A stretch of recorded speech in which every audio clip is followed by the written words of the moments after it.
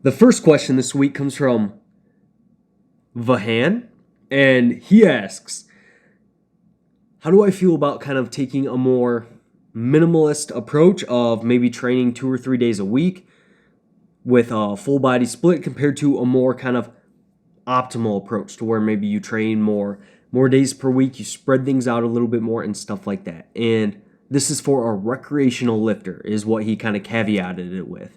And I think that it really depends on what your goals are and that sort of thing. And if you're a recreational lifter and you just want to be, if you just want to maintain and stay in pretty good shape, I think that a 2 to 3 day per week split is plenty fine of doing full body and stuff like that. I think that you can see good results with that. And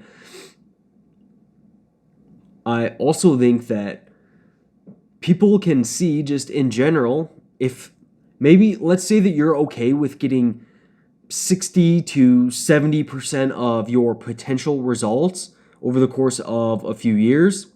If you're okay with that trade-off, then I think that training 2 to 4 days per week is probably fine for a lot of people. Now, 2 days per week might be pretty tough if you're not like a beginner for the most part, depending on how long those sessions are and stuff like that, because I think each session has its own MRV to where you can only do so much work. But I think that something that a lot of people, I don't necessarily want to say get wrong, but potentially don't consider as much is what they actually want to get out of this whole lifting thing. Like, I know that was the case for me. Like, for me personally, right now, like, if you asked me in 5 years, let's say over the course of 5 years, I've used this example before, but let's say over the course of 5 years, I can put on an additional 10 pounds of muscle if I do everything right. But now let's say that if I do most of the stuff right, if I really focus on the 30 to 40% that's going to get me the majority of my results, let's say 70% of my results, and I put on 6 to 7 pounds instead of 10 over the course of 5 years,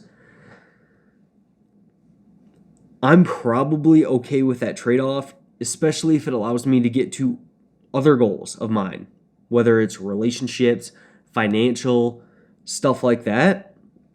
I'm okay with that trade-off. Like, I I don't say this to be like conceited or arrogant, but I'm relatively pretty cool with where I'm at, especially like my lower body. If my lower body doesn't grow much over the next few years, I'm probably okay with that. Now, could I always use some more chesticles, some arms? Yeah, of course. Who couldn't use more of that? But I don't know. I've gotten a little bit more clear on what I really want to get out of this over the next several years. And that's made me take an approach of more so, like, don't get me wrong, I still train 6 days a week, and I would say that my training is and my nutrition are pretty close to on paper optimal. Like, don't get me wrong. But I am also only in the gym, I don't know, 5 to 6 hours a week. Like, my sessions are never over an hour, and that's kind of the approach that I like. Now, I wouldn't say that a split is more or less optimal necessarily based on how many days you train. So just saying that a three, say a 4 day or less split is less optimal automatically than a 6 day split, I don't think that's the case. I think that it absolutely depends on your own recovery capacity, what's going on in your life, and how you personally respond to training volume. Some people tend to respond pretty well from training 3 or 4 days a week with lower relative volumes. But if you're an individual that needs higher levels of volume and you're trying to get all that volume in 3 or 4 sessions, well, that could be very difficult. And I think that for a recreational lifter, it's just important to get to, okay, what are my goals here? And then am I okay with a little bit of a trade-off of maybe getting 70 to 80% of the way there? And if that's the case, then I think that you can do that often in no more than 4 or so sessions. Now, for me, lifting is more than just what's optimal on paper. My days are just better when I train in the morning. And I've structured my training before to where I did a twice daily split, but 3 days a week. So Monday, Wednesday, Friday, I would do 2 days. And I found from that my days were just better on days I trained because I just feel better after I train. So for me personally, I like the 6 day per week split because I just feel better on those days. And I thought about going in 7 days a week, but I think that there's something to having that full day of kind of systemic recovery of not going into the gym. And on those days, I'll just go on like a longer walk with my dog or something like that. So to conclude this question, I don't necessarily think optimality is a 1-to-1 correlation of how many days you train in the gym. But I think that for a lot of recreational lifters, training 3 or 4 days a week, you can probably get to 70 to 80% of your potential results. And I think it's important to get clear on, are you okay with that trade-off? All right, but that doesn't mean that if you're just a recreational lifter that you can't train more often because of some of the other benefits that training can have. All right, so hopefully that kind of answers your question there. If not, shoot it down below and I'll answer it next week. So the second question comes from Withrow, and he asks, or she asks, is it still beneficial? There's got to be some ladies that watch this. I mean, if I was a lady, I'd watch this. He asks, she still beneficial to spread protein 3 to 4 meals per day? Yeah, it seems like that is still the consensus. Why can't I say consensus? I'm still saying that weird. Y'all get what I mean. In the literature is that, hey, it's probably a good idea. And I think that the study that I'm thinking about, it was a review, probably Schoenfeld et al., if I'm going to guess. And it was within the last few years. And it was basically like, hey, about 4 protein feedings per day, probably a good idea. Other than that, you're probably fine. And it doesn't seem like there's much additional benefits from more. And I think that in general, a very nice rule of thumb is, hey, I'm going to have 30 plus grams of protein every 3 to 6 hours. And I think that for most people, that's going to land you with at least about 4 meals per day. And then based on your preferences, you can do more or less than that. Now, if you have 3 meals per day, is that going to be worse than 4? I would say maybe a little bit over the long term. Maybe your results are going to be slightly less with 3 compared to 4. However, I think that we're talking about single-digit percentages between that difference, like maybe a couple percent, a few percent, if that. Now, I'm just throwing numbers out there and speculating, so this could definitely be wrong. But then again, it comes back to the first question of what are your goals, and are you okay with potentially small trade-off over the long term of not maximizing things quite as much? If so, then yeah, you're probably fine on 3 meals, especially if your goals aren't to be maximizing everything and be a bodybuilder someday. All right? So hope that kind of helps you out there. The next question, I absolutely forgot to write down the name, so I apologize. But it essentially asks, what do I think about like rest between reps? So not rest between sets, rest between individual reps in a workout. And I think that a good approach is to have normal rest between reps. So what's normal? Great question. Normal, I would say, would be no more than like 1 or 2 breaths if you run out of breath. Other than that, I think full contraction and just kind of a nice continuous cadence is what I would go with. So I would like it to be fairly continuous. If you run out of breath, no more than 1 or 2 breaths and keep it going. And I say this because I think that something that I did early on was I was really caught up in trying to beat my numbers each and every week and trying to get stronger each and every week, because I thought that if you didn't get stronger, that meant you aren't making progress, when in reality, I think that a better approach with hypertrophy training is letting the strength gains come to you over several mesocycles, over a couple mesocycles, maybe not 7, but 2 or 3, and letting those strength increases kind of come to you a little bit, which I have something to add to that, but I'll circle back around. Letting those come to you a little bit instead of trying to force progression each and every week, because I really kind of screwed that up early on, and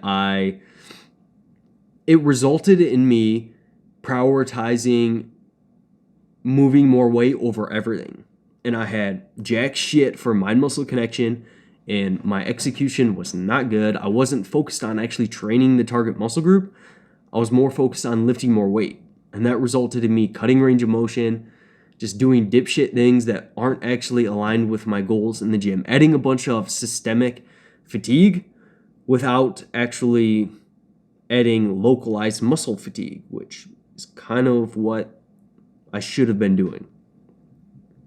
And I think that if you rest too long between reps, it can turn into kind of a myo-rep set, and you might end up making one set more like 3 sets of 3, and 3 sets of 3 reps is probably has a much worse kind of muscle stimulus to systemic fatigue ratio compared to doing like 1 set of 10. So I'd keep reps pretty consistent, not too much rest between reps. Now, I said I was going to circle back around to something, and that something was, got it. So I think that if you let strength come to you, that doesn't mean that you shouldn't still train hard. And I think that when in doubt, add weight. If you don't know if something was, I'm not sure if that was 2 reps in reserve, I don't know if that was 3 reps in reserve, and my goal was 2, I say add weight. When in doubt, add weight is kind of my rule of thumb, because my experience has been, especially the people that I work with, and this isn't anything bad about the people I work with. I love my clients, and I'm very fortunate to have the clients I do. My roster is amazing, and they're kind of the best. But it seems as though a lot of the people that I have are a little bit more analytical and think a lot about their training, and they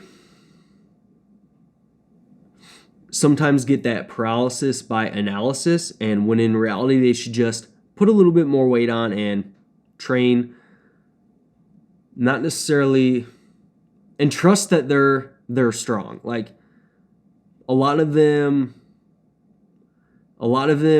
don't realize that they are as strong as they are, and they tend to, I don't know, sandbag is quite the word, but sandbag their reps in reserve a little bit. And I don't think they're purposefully doing it. They're just like, hey, I'm not totally sure about this. So I think when in doubt, it's still a decent idea to add weight.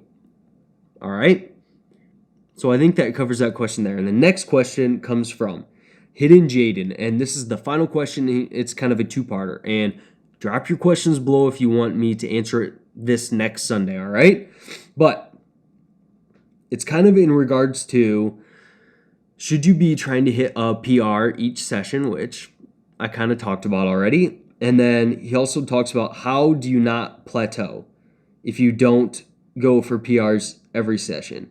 Like, do you start using advanced methods like drop sets, mile reps, intensity techniques, and stuff like that? And for one, like I said, I don't think that if your goal is hypertrophy, you don't need to shoot for a strength PR each session. And that's why I like to program in a way to where I accumulate volume throughout a mesocycle. I work closer to failure throughout a mesocycle. And in doing so, in working closer to failure throughout a mesocycle, you should already be automatically adding weight, because if I did 10 reps at 3 reps in reserve last week, I'm going to have to do more weight to do 10 reps at 2 reps in reserve this week. So by doing that, you're likely using more weight. And then from one mesocycle to the next, you can then compare your performance and how things are going. And I also like accumulating volume for the muscle groups that especially the muscle groups I'm focusing on. I don't do it for all of them. Like I said before, I'm your classic bro that wants more arms, a little bit more delts, a little bit more chesticles, and I'm sorry that I say chesticles. And I don't care as much about my legs, although I could always use a little bit more glutes. I don't know. The glute action is strong, ladies and gentlemen. But I don't remember where I was going with that.